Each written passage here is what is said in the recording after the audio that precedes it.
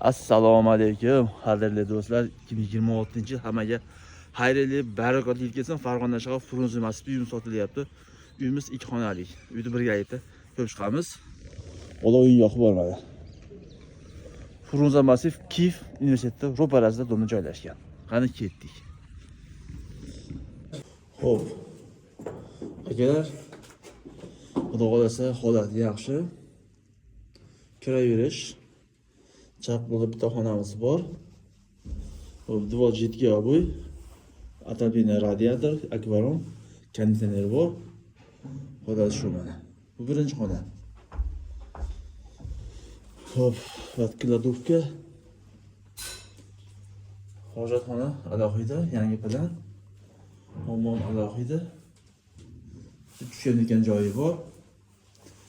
Ikki xona qilingan. Holati yaxshi mana qarang. Yaxshi yashasa bo'ladi. Hamda bu zal holati tayyor parket pol. Holati yaxshi. Devor oboy. Tushgan ekan joylari bor ekan. Televizor qolyapti mana, ishlaydi. Artel hamda veranda 6 metrlik. Xo'p, veranda 6 metrlik. Ariston bor, duf kontur bor, ishlayapti. Veranda 6 metrlik, Chrome Aqua. Mebellarimiz bor. Kir mashina bor, gazni qarang mana boyaga.